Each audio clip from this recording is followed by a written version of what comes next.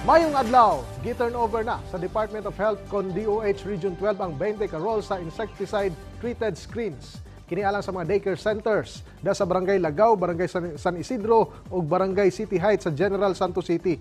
Gimo kini atol sa pag-obserba sa DOH SOC Sergeant Region ASEAN Dengue Day niadtong Hunyo 14 ning tuiga. Dakong tabang among mga nets aron maprotektahan ang mga estudyante sa mga lamok nga adunay dalang dengue o aron usab nga dili mawala ang focus sa mga estudyante sa klase tungod sa pinaakan sa lamok. Atol sa mga programa gipunto usab sa DOH SOC Sergeant ang importansya sa partisipasyon sa komunidad aron masiguro nga mapugngan ang pagkatag sa dengue na pwedeng magdala og risgo sa mga individual nga mataptan niini.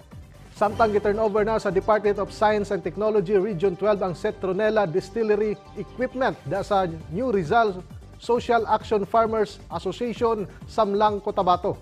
Among proyekto na lakip sa Community Empowerment through Science and Technology Program nga nanginunguhang mapalambo ang panginabuhian sa mga mag-uuma sa lugar pinagi sa pagtudlo kanila kung paunsa makahimo ug makabaligya og citronella oil.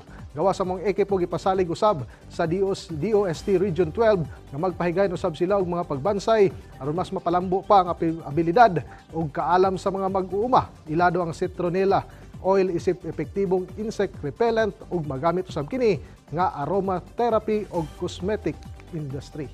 Og mao kadto mga nag-unang mga balita gikan dinhi sa PTV Davao. Ako si Julius Pakot para sa Pambansang TV sa Bagong Pilipinas.